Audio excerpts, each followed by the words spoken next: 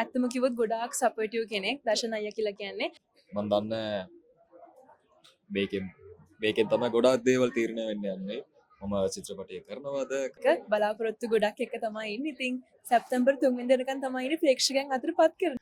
මං හොයන ප්‍රේමයක් කියන චිත්‍රපටය තමයි මගේ පළවෙනි චිත්‍රපටය. මම ටිකක් පොඩි ඇතර මම අවුරුදු 19ක් 20ක් විතර. ඉතින් එයා කියන්නේ ඊළඟ ජෙනරේෂන් ඇක්ටර්ස්ලා අලුතෙන් එන අය එහෙම වින් කරලා බලන්නේ නැහැ. කලා ලෝකයේ අලුත් තොරතුරු දැනගන්න ඕන නම් ඔන්න මිස්ටර් සී ෆලෝ කරලා තියාගන්න.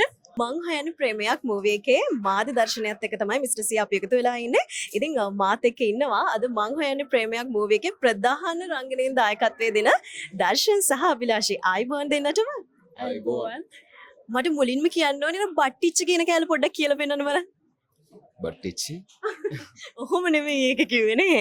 ඒක කිව්ව විදිහට පොඩ්ඩක් එකපාරක් කියමු බලන්න. මගන් චුට්ටම් බට්ටිච්චි. බට්ටිච්චි අත්තාලා ඔළුවට එන්නේ නැහැ. හරිම ලස්සනයි. ඉතින් ෆිල්ම් එක හරිම ලස්සනයි අපිත් බැලුවා.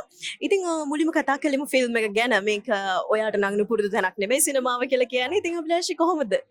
ගොඩක් හොඳින් ඉන්න අද රත් දවසේ ගොඩක් සතුටින් ඉන්නේ. මොකද මං හැන ප්‍රේමයක් චිත්‍රපටයේ මාධ්‍ය දර්ශනය පැවැත්වුණා. ඉතින් ලොකු ටීම් වර්ක් එකක් මේක. බලාපොරොත්තු ගොඩක් එක තමයි ඉන්නේ. ඉතින් සැප්තැම්බර් 3 වෙනිදා වෙනකන් තමයි ඉන්නේ ප්‍රේක්ෂකයන් අතරපත් කරනකන්. හොඳයි. ඉතින් දර්ශන් මේක මං හිතන්නේ ඔයාට රංගනය කියන අලුත් අත්දැකීමක් නෙවෙයි. ඉතින් මං හොයන ප්‍රේමයක් ෆිල්ම් එක ගැන අනිවාර්යෙන් කතා කරන්න ඕනේ. මං හොයන ප්‍රේමයක් කියන චිත්‍රපටය තමයි මගේ පළවෙනි චිත්‍රපටය. මම දන්නේ මේකෙන් තමයි ගොඩාක් දේවල් තීරණය වෙන්න යන්නේ. මම චිත්‍රපටය කරනවද කරන්න පුළුවන් කෙනෙක්ද ඒකට සුදුසු කෙනෙක්ද ඒ හැමදේම ඉතින් කියන්න ඕනේ අපේ ඔඩියන්ස් උයි අද බලපු මාධ්‍ය මිතුරන් තමයි අපිට කියන්න ඕනේ.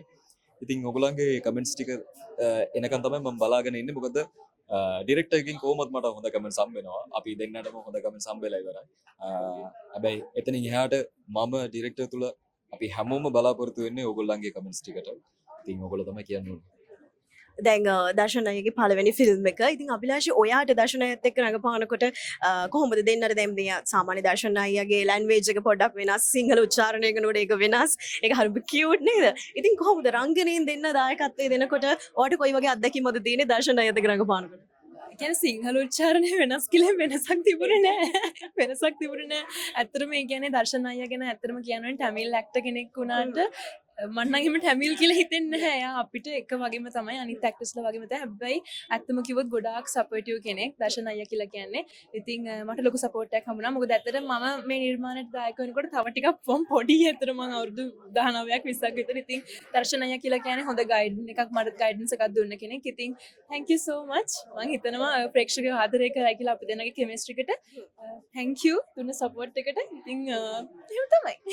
ඔව් ඒ ඔයා කිව්ව කතාවම තවත් මම වොයිස් කට් එකක් ගන්නකොට දිනුත් ෂේන් කිව්වා. මොකද දර්ශන් කියන්නේ හරිම නිහතමානී කිසිම මේ ලොකුකමක් නැති හැමදේම කියලා දෙන කෙනෙක් කියලා එයාත් ওই විදිහටම කිව්වා. ඉතින් අනිවාර්යෙන් දෙන්නෙක්ගෙන් මේ කමෙන්ට් එක ආවා කියන අනිවාර්යෙන් ඒ වගේ කෙනෙක්. හරි. මම ඔයාගෙන් අහනවා දැන් ඔයාගේ චරිතය සහ අභිලාෂගේ චරිතය ගැන නෙවෙයි වෙනස්ම චරිතයක් අපි නිරූපණය කරනවා දැක්ක නිල්මිනී තෙන්නකෝන් මහත්මිය. ඇයගේ චරිතය ගැන අනිවාර්යෙන් අපි කතා කරන්නම ඕනේ.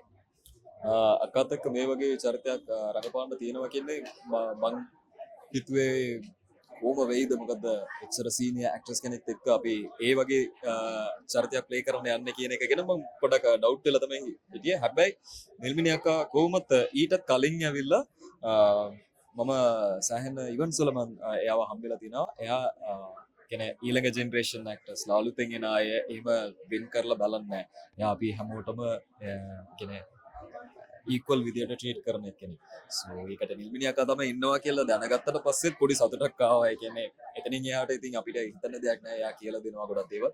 ඒ විදියටම එයා කියලා දුන්නා ගොඩක් දේවල්. එහෙම තමයි අපි ඉතින් වැඩ කරන්නේ.